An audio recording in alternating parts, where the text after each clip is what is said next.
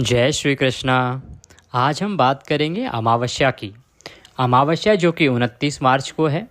तो अमावस्या की महिमा क्या है? इस 29 मार्च को जो अमावस्या है उसमें आपको क्या कार्य करने चाहिए, क्या नहीं करने चाहिए, दान पुण्य का क्या कार्य है जो कब करना है, पितरों का तर्पण बहुत विशेष किया जाता है और वो भी चैत्र की जो अमावस्या है उस पर विशेष विधि से आपको पितरों का तर्पण करना चाहिए, उसकी जानकारी देंगे। इस अमावस्या पर खंडग्रास सूर्य ग्रहण भी है। खंडग्रास सूर्य ग्रहण से अभिप्राय है कि आंशिक सूर्य ग्रहण है और ये जो सूर्य ग्रहण है ये भारत में दिखाई भी नहीं देने वाला है, इसका भारत में कोई प्रभाव नहीं रहेगा। इसीलिए जो भी हमारे दैनिक कार्य हैं अमावस्या के दिन के, जो पितरों के कर्म हमें करने हैं, जो स्नान आदि के कार्य करने हैं, दान पुण्य के कार्य करने हैं, वो विधिवत आपको करने हैं। किसी प्रकार का कोई अवरोध इस ग्रहण के कारण भारत में उत्पन्न होने वाला नहीं है, क्योंकि ये भारत में दिखाई ही नहीं देगा। दूसरा, जो गर्भवती माताएं बहनें हैं उनको भी चिंता करने की आवश्यकता नहीं है, क्योंकि ये जो ग्रहण है इसका कोई औचित्य ही नहीं है। भारतवर्ष में ये ग्रहण प्रभावी ही नहीं है, दिखाई ही नहीं देगा, इसलिए सूतक भी नहीं लगेगा। अमावस्या पर ऐसे बहुत से कार्य हैं जो आपको नहीं करने चाहिए। अगर वो कार्य अमावस्या पर किए जाएं तो आप निश्चय ही नरकगामी होते हैं या आपके 1 महीने के पुण्य क्षीण हो जाते हैं। केवल एक कार्य यदि आपने अमावस्या को किया तो पिछले 1 महीने में जितना भी आपने सदकर्म करके पुण्य एकत्र किया होगा वह सब समाप्त हो जाएगा। तो वो क्या गलती है जो आपको नहीं करनी है, वो कौन सा कार्य है जो अमावस्या पर आपको नहीं करना है। इस प्रकार से अमावस्या से संबंधित संपूर्ण शास्त्रीय जानकारी आपको इस वीडियो में प्रदान की जाएगी। अमावस्या के बारे में शास्त्रों में क्या लिखा है, जो चैत्र की अमावस्या है इसके बारे में क्या कार्य करने चाहिए, क्या नहीं करने चाहिए। कुछ ऐसे कार्य हैं जो यदि इस अमावस्या पर किए जाएं तो उनसे इतना पुण्य मिलता है कि बाकी किसी और तिथि पर नहीं मिलता। ये सब जानकारी हम आपको प्रदान करेंगे। आपसे निवेदन है कि यदि वीडियो थोड़ा सा भी अच्छा लगे तो उसे लाइक अवश्य कर दीजिएगा। अपने पितरों की प्रसन्नता के लिए और अपने संकटों को हरण करने के लिए कमेंट बॉक्स में अवश्य लिखिएगा जय पितृदेव, जय शिव शंकर। आपके पितृ प्रसन्न होंगे और आपके संकटों का हरण होगा। आप देख रहे हैं देवभूमि ज्योतिष संस्थान का प्रतिष्ठित YouTube चैनल देवभूमि धार्मिक। आइए अब बात करते हैं हम अमावस्या के विषय पर। चैत्र मास की अमावस्या को भूतड़ी अमावस्या भी कहते हैं। क्यों? क्योंकि यह मधु मास में अर्थात चैत्र मास में आती है और इसीलिए यह पितरों के लिए बहुत ही खास है। अमावस्या तिथि वैसे भी पितरों को समर्पित होती है और ये तिथि ऐसी तिथि है कि यदि किसी भी गृहस्थ ने इस तिथि को अच्छे से संभाल लिया ना तो उस व्यक्ति का गृहस्थ जीवन तो संवर ही जाएगा, परंतु उसका जो पारिवारिक जीवन है ना वो भी बहुत ही सुख और आनंद के साथ व्यतीत होता है। शास्त्रों में इसके बारे में बहुत कुछ लिखा है। शास्त्र कहते हैं कि पहले पितरों की पूजा करनी चाहिए, उसके बाद देव पूजा करनी चाहिए। इसके बारे में शास्त्र कहते हैं। शास्त्र कहते हैं कि देखिए, मनुष्य का जो 1 महीना होता है ना वो पितरों के लिए 1 दिन होता है। इसमें से उनका 15 दिन रात्रि होता है और 15 दिन दिन का होता है। तो अमावस्या दिन जो होता है ना, अमावस्या का दिन, वह पितरों की सुबह होती है। फिर से बताएं आपको कि हमारे 30 दिन पितरों के लिए 1 दिन होता है। उसमें 15 दिन की रात्रि होती है और 15 दिन का दिन होता है। उसमें जो अमावस्या की तिथि होती है ना उस दिन पितरों की सुबह होती है। इसीलिए कहा जाता है और पुराणों में वर्णन मिलता है कि जो कोई अमावस्या के दिन पितरों को प्रसन्न करता है, उनके निमित्त तर्पण करता है, दान पुण्य का कार्य करता है, उन्हें तृप्त करता है, उसका जीवन सदा खुशहाल रहता है। उसको कभी पितृदोष नहीं लगता। उसका पूरा परिवार सदा धन धान्य से संपन्न रहता है। उनके घर में कभी खाने की कोई कमी नहीं होती, धन की कमी नहीं होती। उनके परिवार में परिवार की वृद्धि जो है वो लगातार चलती रहती है, अर्थात संतान उत्पत्ति रुकती नहीं है। आप देखते हैं बहुत सारे लोगों के यहाँ परिवार वृद्धि रुक जाती है, संतान उत्पत्ति ही नहीं होती है कि परिवार कैसे आगे बढ़े। इसका बहुत बड़ा जो कारक है वो पितृदोष होता है। आपके घर में यदि कलह कलेश रहता है, पति पत्नी की नहीं बनती, पारिवारिक जनों की एक दूसरे से नहीं बनती, उसका कारण भी पितृदोष हो सकता है। आपका जो रोजगार है वो नहीं चल रहा है, आप बहुत प्रयास कर रहे हैं परंतु रोजगार नहीं चलता, बार बार इन्वेस्टमेंट करते हैं, सब डूब जाता है। या नौकरी है जो लगती है या तो चली जाती है या तो लगती ही नहीं है। आर्थिक हानि हो रही है, अथक प्रयास करने के बाद भी आपको यदि सफलता नहीं मिल रही है, तो एक बार आप दिखवाइए अपनी कुंडली को। कहीं ऐसा तो नहीं आपकी कुंडली में कोई पितृ दोष हो, या कहीं ऐसा तो नहीं कि आपके पितृ आपसे नाराज हों। इसको आप अवश्य चेक करवाइएगा, क्योंकि पितृ दोष और पितरों की अतृप्ति और पितरों की नाराजगी इन सभी का मुख्य कारक साबित होता है। और जो लोग इस अमावस्या के दिन पितरों को तृप्त करते हैं, तर्पण करते हैं, पूजन करते हैं, दान कर्म करते हैं, उनकी ये सभी मुसीबतें सदा के लिए समाप्त हो जाती हैं और वो सदा खुशहाल जीवन व्यतीत करते हैं। अब बात आती है जी कि अमावस्या के दिन हमें ऐसा क्या कार्य करना चाहिए और कैसे करना चाहिए। इस दिन यदि संभव होना तो सुबह 11:30 से और 12:30 के बीच में, या फिर अगर इस समय ना संभव हो तो सूर्योदय के बाद भी कर सकते हैं जब आपको समय मिले, परंतु 11:30 से 12:30 ये सबसे उत्तम समय होता है। इसे कुतुब काल का समय कहते हैं। इस समय में आपको पितरों के निमित्त एक कार्य करना चाहिए।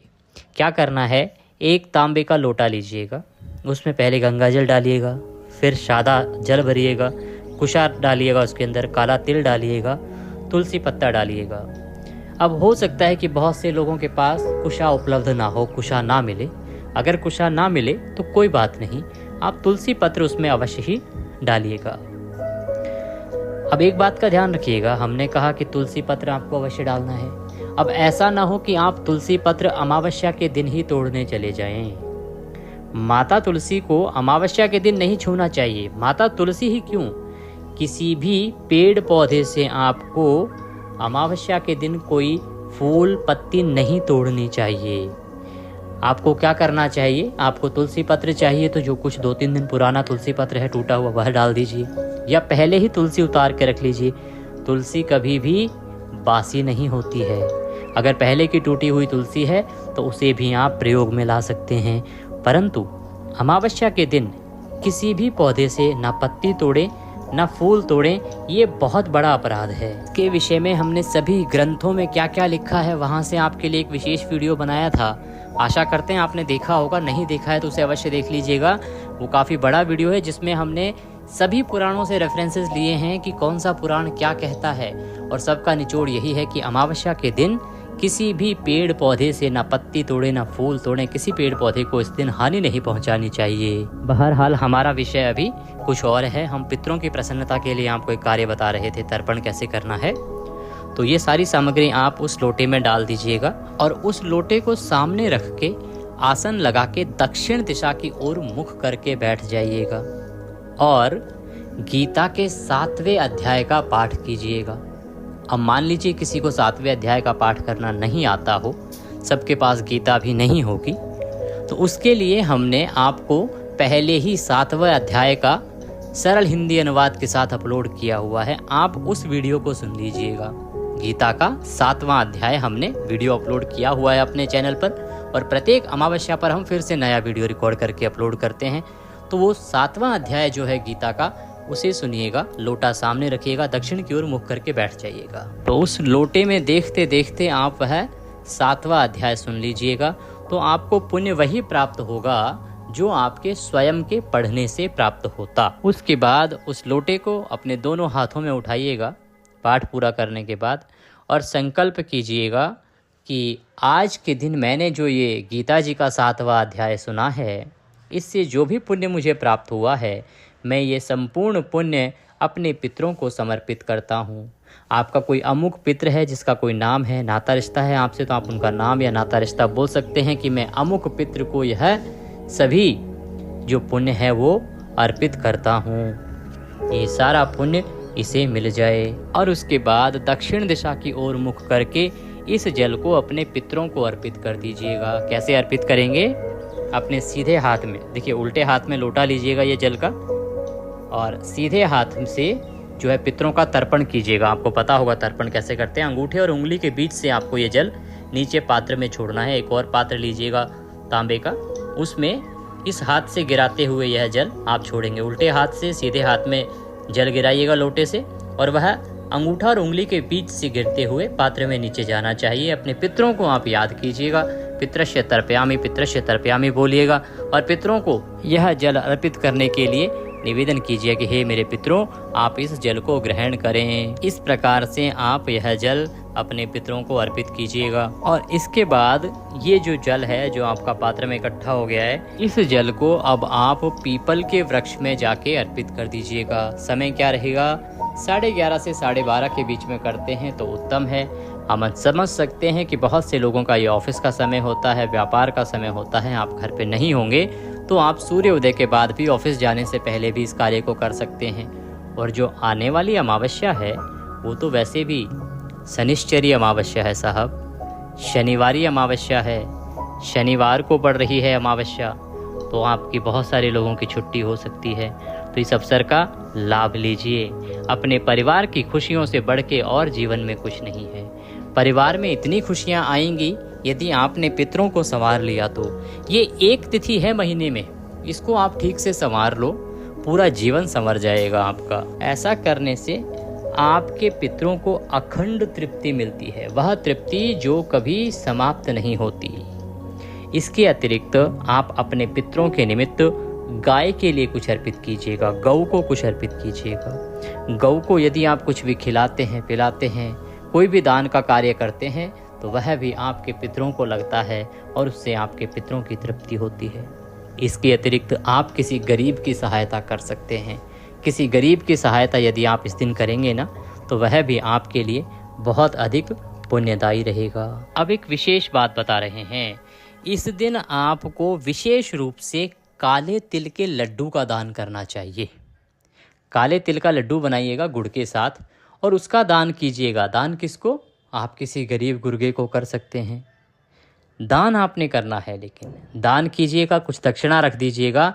ये बहुत ही उत्तम है इस आने वाली शनिश्चरी अमावस्या पर। ये दान या तो किसी गरीब को दे दीजिए, अन्यथा आप ये मंदिर में भी दे सकते हैं। स्कंद पुराण के प्रभास खंड में वर्णन आता है कि अमावस्या के दिन यदि कोई मनुष्य किसी और का अन्न खाता है तो उस अन्नदाता को उस व्यक्ति का 1 महीने का पुण्य प्राप्त हो जाता है। ये हम पुराणों की बात कर रहे हैं, हमने पहले भी आपको बताया है इसके विषय में। यदि अमावस्या के दिन आप किसी अन्य का, किसी और का भोजन खाते हैं या किसी और के घर में खाते हैं, किसी और का दिया हुआ खाते हैं, तो पिछले 1 महीने का जो आपका पुण्य आपने अर्जित किया था ना, इतनी मेहनत करके, पूजा पाठ करके, वह सारा का सारा पुण्य आपका उस व्यक्ति को चला जाता है जिसने आपको खिलाया है। जो आपका अन्नदाता है उस दिन उसी को चला जाता है।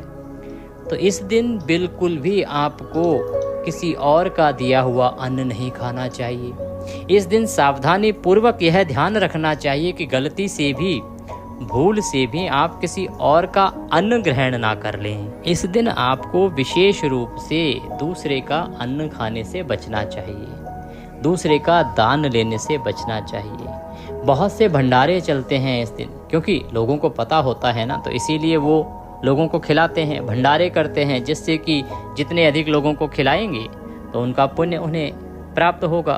तो लोग भंडारे चलाते हैं और आप भी उनमें से जाके खा लेते हैं, तो आप उन भंडारों से बचिए। देखिए, एक बात बता दें यहाँ पे, अगर कोई बहुत गरीब है, असहाय है, उसकी कोई सहायता नहीं कर पा रहा है, तो ऐसे व्यक्ति को यह नियम लागू नहीं होता है। जो गरीब है, अत्यंत ही गरीब है, अपनी रोजी रोटी के लिए भी किसी और पर निर्भर है, या जिसके पास खाने के लिए दाने भी नहीं हैं, यदि ऐसा कोई गरीब व्यक्ति है तो वो यदि खाएंगे तो उनका पुण्यनाश नहीं होगा, उनका पुण्यनाश नहीं होगा। परंतु जो सक्षम हैं, आप जैसे लोग जो सक्षम हैं, जिनके घर में आटा है, दाल है, चावल है, चीनी है, सब कुछ है, खाने पीने की वस्तुएं, उसके बाद भी यदि वो किसी और का अमावस्या के दिन खाते हैं तो आपके लिए ये नियम लागू होता है। जो अत्यंत गरीब हैं वो यदि उन भंडारों में खाते हैं तो इससे उनका पुण्य क्षीण नहीं होता है। यदि कोई हमारा भाई बंधु ऐसा सुन रहा हो जो अत्यंत गरीबी की हालत में है, तो आप बिल्कुल परेशान ना हो, आप भंडारे खाइए, आप भगवत कृपा प्राप्त करते जाइए, क्योंकि आपके लिए ये नियम लागू नहीं होता है। ये उनके लिए लागू होता है जो सक्षम हैं दूसरों को खिलाने में और फिर भी खाते हैं दूसरों का। और जो ऐसे गरीब लोगों को खिलाते हैं ना, उनको पुण्य जो है वो ऊपर वाला देता है, भगवान देता है, प्रभु देते हैं। परंतु यदि जो सक्षम हैं वो यदि ऐसे में खाते हैं तो उनका 1 महीने का जो पुण्य है वह नाश होता है और उस व्यक्ति को चला जाता है, अन्नदाता को चला जाता है।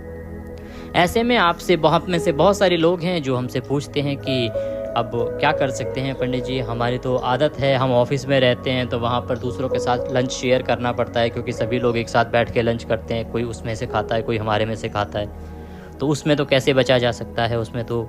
या फिर कभी हमें मान लीजिए किसी रिश्तेदार के यहाँ जाना पड़ रहा है, किसी रिश्तेदार के यहाँ जाते हैं तो वहाँ तो चाय पानी लेना पड़ ही जाता है, उससे कैसे बच सकते हैं। इसका उत्तर हम ये कहेंगे कि सबसे पहले आप अपने विवेक का प्रयोग कीजिए, उपयोग कीजिए।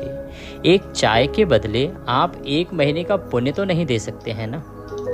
तो हम आपको यही कहेंगे कि जितना हो सके आप अमावस्या के दिन दूसरे का अन्न खाने से बचिएगा, दूसरे का दान खाने से बचिएगा। लेकिन कुछ ऐसे नाते रिश्ते हैं जिनके यहाँ का आप खा सकते हैं, जैसे पिताजी के घर का, भाई के घर का, ननिहाल का, ससुराल का, या आप गुरु के आश्रम जाते हैं तो गुरु के आश्रम का। इन सभी स्थानों पर यदि आप खाते हैं ना तो ये नियम जो है लागू नहीं होगा, वहाँ आपको कोई दोष नहीं लगेगा, वहाँ आप खा सकते हैं। इस दिन यदि आप मंदिर में भी जाना ना और वहाँ से अगर थोड़ा सा प्रसाद भी आपको मिले ना, तो उस प्रसाद के बदले भी आप वहाँ पर अवश्य ही कुछ दे के आना, कुछ ना कुछ दक्षिणा चढ़ा के आना। देखिए, इस प्रसाद में दोष नहीं है, परंतु हमारा कल्याण हो, हमारा उद्धार हो, इसके लिए आपको अवश्य ही कुछ ना कुछ दान करना चाहिए अमावस्या तिथि पर। इस दिन आपको कोई भी फूल पत्ती आदि नहीं तोड़नी चाहिए। विष्णु पुराण के अंतर्गत ये वर्णन आता है कि यदि अमावस्या के दिन कोई भी व्यक्ति किसी भी पौधे से, किसी भी पेड़ से फूल तोड़ता है, पत्तियां तोड़ता है, तो उसे ब्रह्म हत्या का दोष लगता है, वह ब्रह्म हत्या का भागी बनता है। इसीलिए इस दिन आपको भूल के भी किसी पेड़ पौधे से फूल पत्ती नहीं तोड़िएगा। आप ऐसा कीजिएगा, अगर मान लीजिए आपको पूजन करना है, पितरों का पूजन करना है, तो आप स्वयं इस दिन ना तोड़िएगा, आप माली के यहाँ से लेके आइएगा, क्योंकि माली का तो वो काम है। इसलिए माली के यहाँ से आप उस दिन जाके लेके आइएगा। जो फूल वाले फूल बेचते हैं उनसे आप फूल पत्ती लेके आइएगा, स्वयं किसी भी पेड़ पौधे से ना तोड़िएगा, अन्यथा जितना पुण्य आप अर्जित नहीं करेंगे उससे बड़ा पाप के भागीदार बन जाएंगे। आगे बढ़ते हैं। ये जो अमावस्या है ना 29 मार्च वाली, ये शनिवार को पड़ रही है, इसीलिए ये शनिश्चरी अमावस्या भी कहलाती है। ये बहुत महत्वपूर्ण है। यदि शनि से संबंधित कोई आपने उपाय करना है, शनि से संबंधित कोई भी परेशानी आपके जीवन में चल रही है ना, तो एक कार्य कीजिएगा कि आप एक कटोरी लीजिएगा, कटोरी में तिल का तेल लीजिएगा। आप स्टील की कटोरी भी ले सकते हैं। स्टील की कटोरी में तिल का तेल लीजिएगा, कोई भी हल्की फुल्की आप एक कटोरी ले आना मार्केट से, और उसमें तिल का तेल भरिएगा, और तिल का तेल भर के उस तेल में खुद को देखना, अपने चेहरे को उसमें देखना, अपना चेहरा देखिएगा उसमें। और उसके बाद वह शनिश्चरी अमावस्या के दिन शनि देव के मंदिर में वह कटोरी और तेल वहीं छोड़ आइएगा, कटोरी भी छोड़ आइएगा और तेल भी। बात रखिएगा ध्यान की ये ना कभी कभार अवसर मिलता है, शनिश्चरी अमावस्या बार बार नहीं आती है, ये अवसर कभी कभार मिलता है। तो ये 29 मार्च के दिन ये योग बन रहा है, तो 29 मार्च के दिन अवश्य ही इसका लाभ लीजिएगा, और आप एक कटोरी में तेल में अपने मुख को देख के वो मंदिर में दे आइएगा। इससे आपके जीवन में शनिदेव के द्वारा जो भी तांडव चलाया जा रहा होगा, आपके जीवन में जो भी तांडव मचा हुआ है, वह सब शांत हो जाएगा। इससे शनि की जो कुदृष्टि है वह शांत होती है, शनिदेव की कृपा दृष्टि प्राप्त होती है। अब देखिए आगे बढ़ते हैं। तो जो अमावस्या का दिन है ना, इस दिन हमें अपने कुल देवता, ग्राम देवता, इन सब का भी बहुत ध्यान रखना होता है, इनकी प्रसन्नता भी आवश्यक है। इसीलिए अमावस्या के दिन आपको इनके निमित्त एक सूक्ष्म छोटा सा हवन करना चाहिए। कई स्थानों पर कुल देवता हैं, कहीं कुल देवियाँ हैं, स्थान देवता सभी स्थान के होते हैं, ग्राम देवता होते ही हैं। तो वो सब प्रसन्न रहें, इसलिए इनके लिए भी अमावस्या के दिन आहुति दी जाती है। हमने पहले भी आपको बताया है कि अमावस्या के दिन आपको एक छोटा सा हवन अवश्य ही करना चाहिए। फिर से आपको बताते हैं, सामग्री में आपको चाहिएगा काले तिल, जौ, चावल, गाय का घी, चंदन पाउडर, गूगल, गुड़ और देसी कपूर। ये सामग्री है, इसको मिला लीजिएगा। ये 8 चीज़ें हैं, इनको आप इकट्ठा कीजिएगा और गाय का जो कंडा है, गोबर का कंडा है गाय के गोबर का, वह लीजिएगा, उस पर आपको हवन करना है। इन 8 चीज़ों को आप मिला लीजिएगा। गोबर के कंडे को किसी पात्र में लीजिएगा। पात्र जो लेंगे वो ना स्टील का ना हो और लोहे का ना हो, ये ध्यान रखिएगा। वो आप या तो मिट्टी के पात्र में लीजिएगा या तांबे का अथवा तो पीतल का पात्र होना चाहिए। उसमें गाय के गोबर के कंडे को जलाइएगा और उसके ऊपर इन 8 चीज़ों से जो मिश्रित एक सामग्री बन जाएगी, इन 8 चीज़ों को मिला के एक सामग्री बन जाएगी, उसकी आप आहुति दीजिएगा। 5 मंत्र हैं, ये मंत्र आपको बता रहे हैं। इनमें से एक एक मंत्र की आप 11-11 आहुति दीजिएगा। मंत्र बता रहे हैं आपको, देखिए। पहला, ओम कुल देवताभ्यो नमः। ओम कुल देवताभ्यो नमः, 11 आहुति इस मंत्र की। ओम ग्राम देवताभ्यो नमः। ओम ग्राम देवताभ्यो नमः, 11 आहुति इस मंत्र की। ओम ग्रह देवताभ्यो नमः। ओम ग्रह देवताभ्यो नमः, 11 आहुति इस मंत्र की। ओम लक्ष्मीपति देवताभ्यो नमः। ओम लक्ष्मीपति देवताभ्यो नमः, 11 आहुति इस मंत्र की। ओम विघ्न विनाशक देवताभ्यो नमः। ओम विघ्न विनाशक देवताभ्यो नमः। ओम विघ्न विनाशक देवताभ्यो नमः, 11 आहुति इस मंत्र की। इस प्रकार से ये 5 मंत्र हैं। मंत्र बोलेंगे, लास्ट में आपको स्वाहा अवश्य बोलना है और फिर आहुति देनी है। जैसे ओम कुल देवताभ्यो नमः स्वाहा। ओम ग्राम देवताभ्यो नमः स्वाहा। ओम ग्रह देवताभ्यो नमः स्वाहा। ओम लक्ष्मीपति देवताभ्यो नमः स्वाहा। ओम विघ्न विनाशक देवताभ्यो नमः स्वाहा। इस प्रकार से आपको इन 5 मंत्रों की आहुति देनी है। ये बड़ा ही सरल है, इसे सभी लोग कर सकते हैं। आप सब लोग मिलके कीजिएगा परिवार में, बहुत ही उत्तम फल आपको प्राप्त होगा। आप घर में बीचों बीच कर सकते हैं, घर के किसी एक कमरे में, पूजा के कमरे में कर सकते हैं। सब लोग इकट्ठा ना कर सके तो जो भी कर सके उसको अवश्य ही करना चाहिए। इससे आपके घर में पॉजिटिव एनर्जी रहेगी। आपके ग्राम देवता, कुल देवता, स्थान देवता, वो सभी जो हैं प्रसन्न रहेंगे और इस प्रयोग से थोड़े ही दिनों में आपके यहाँ पर धन धान्य की पूर्ति होने लगेगी, लक्ष्मी का वास होने लगेगा, खुशियों का आगमन रहेगा।